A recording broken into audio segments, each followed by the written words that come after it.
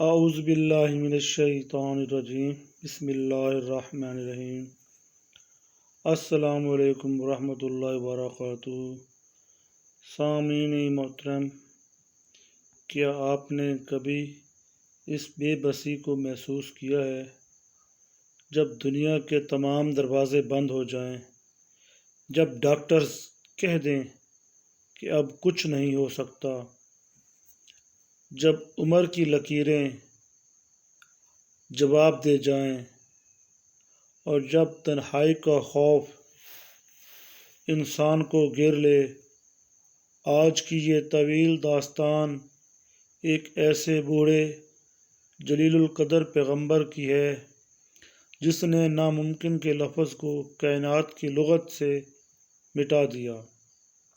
ایک ایسا نبی جس نے 90 سال کی عمر میں سفید بالوں اور کمزور ہڈیوں کے ساتھ چپکے اپنے رب کو پکارا، اور پھر عرش بری سے وہ فیصلہ ہوا جس نے تاریخ بدل دی۔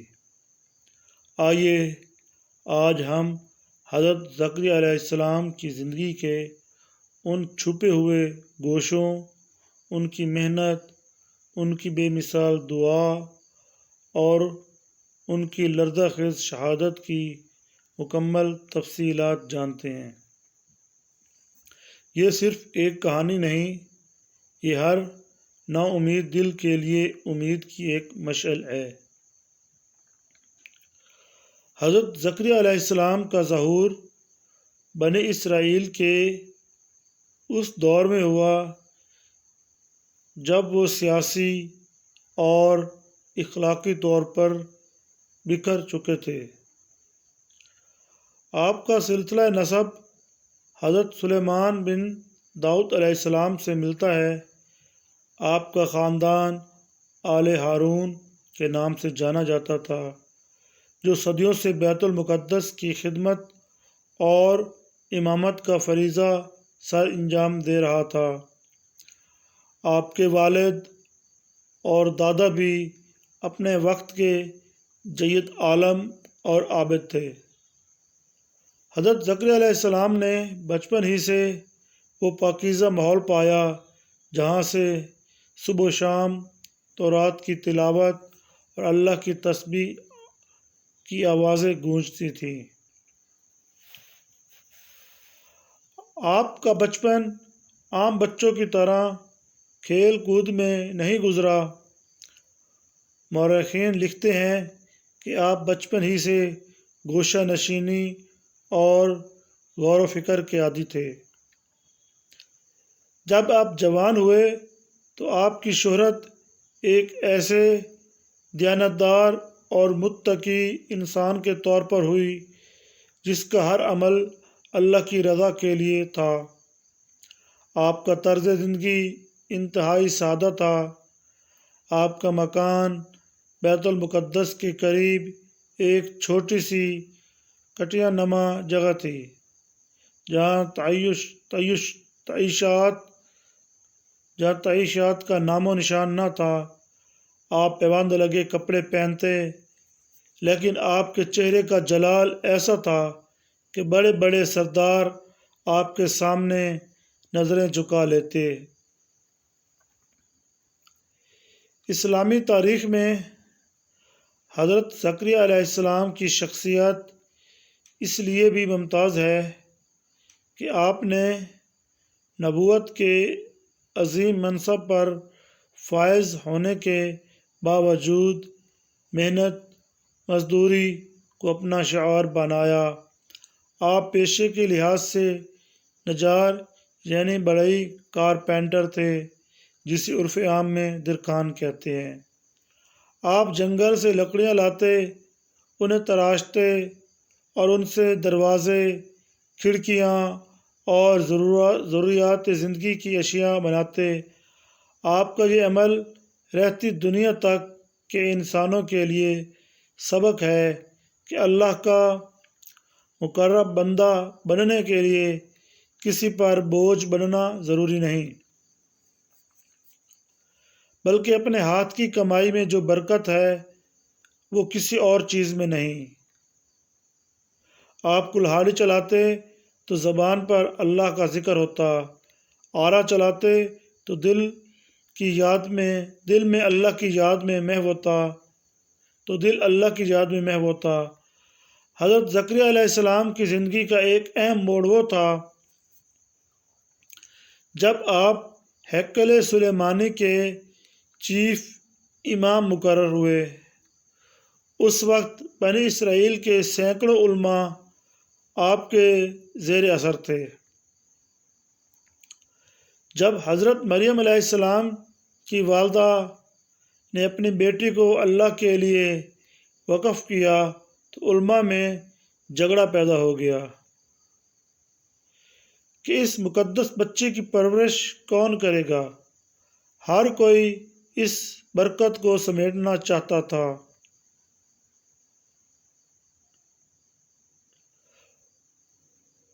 آخرکار یہ طے پایا کہ سب اپنی قلمیں دریا میں پھینکیں گے۔ جس کی قلم پانی کے بہاؤ کے خلاف چلے گی وہی کفیل ہوگا۔ قدرت کو زکریا علیہ السلام کا انتخاب منظور تھا۔ آپ کی قلم لہروں کا سینہ چیرتی ہوئی مخالف سمت نکل گئی۔ یوں آپ حضرت مریم علیہ السلام کے روحانی باپ اور سرپرست بن گئے۔ آپ نے حضرت مریم علیہ السلام کے لیے مسجد کی چھت پر ایک خاص حجرہ بنایا جہاں سیڑھی کے بغیر پہنچنا ممکن نہ تھا۔ آپ روزانہ کھانا لے کر وہاں جاتے، لیکن ایک دن آپ کی آنکھیں کھلی کی کھلی رہ گئیں۔ وہاں موسم گرما کے پھل جیسے انگور اور انار موجود تھے۔ آپ نے حیرت سے پوچھا، اے مریم، یہ کہاں سے آئے؟ مریم علیہ السلام نے وہ تاریخی جملہ کہا جس نے حضرت زکریا علیہ السلام کی سوچ کے دائرے بدل دیے۔ یہ اللہ کی طرف سے ہے، وہ جسے چاہتا ہے بے حساب دیتا ہے۔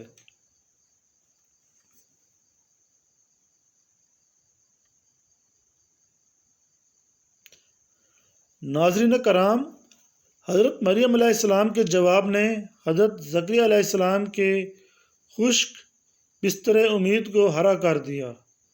آپ نے سوچا کہ جو رب بغیر موسم کے پھل دے سکتا ہے وہ بغیر اسباب کے اولاد بھی دے سکتا ہے۔ آپ تنہائی میں گئے، محراب کا دروازہ بند کیا اور انتہائی عاجزی سے پکارا، اے میرے مالک، اے میرے اللہ، میری ہڈیاں بوسیدہ ہو گئیں، سر بالوں کی سفیدی سے چمک اٹھا، میری بیوی بانجھ ہے، لیکن میں تیری رحمت سے مایوس نہیں ہوں۔ مجھے ایسا وارث عطا کر جو یعقوب کی آل کا وارث بنے اور تیرا پسندیدہ بندہ ہو۔ یہ دعا اتنی پرخلوص تھی کہ اللہ نے اسے قرآن کی کئی صورتوں، حضرت مریم، سورۃ مریم، سورۃ آل عمران، سورۃ الانبیاء میں تفصیل سے ذکر فرمایا۔ ابھی آپ جائے نماز پڑھی تھے کہ جبرائیل علیہ السلام تشریف لائے اور خوشخبری دی کہ اللہ آپ کو یحییٰ نامی بیٹا دے گا جس کا نام اس سے پہلے کسی کا نہیں رکھا گیا۔ زکریا علیہ السلام نے بطور نشانی عرض کی تو حکم ہوا کہ آپ 3 دن تک لوگوں سے کلام نہیں کر سکیں گے، صرف اشاروں سے بات ہوگی۔ ان 3 دنوں میں زکریا علیہ السلام کا پورا وجود تسبیح بن گیا تھا۔ پھر وہی ہوا، بڑھاپے کی پگڈنڈی پر خوشیوں کا چراغ روشن ہوا۔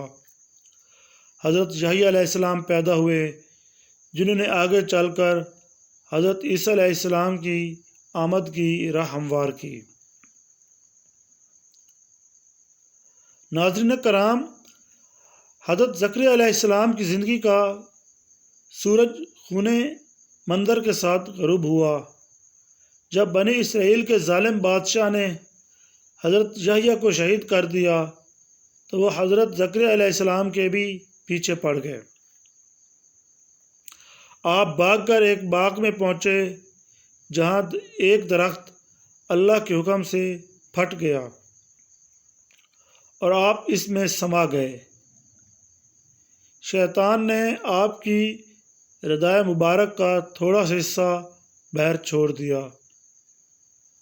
ظالموں نے آرا منگوایا اور اس درخت کو چیرنا شروع کیا۔ روایات میں آتا ہے کہ جب آرا آپ کے سر تک پہنچا تو آپ کی زبان سے آہ نکلنے لگی۔ تب اللہ کی طرف سے ندا آئی، اے زکریا، اگر تمہاری زبان سے آہ نکلی تو میں زمین کو الٹ دوں گا۔ یہ سن کر آپ خاموش ہو گئے اور بغیر کسی شکوے کے 2 ٹکڑے ہو کر جام شہادت نوش فرما لیا۔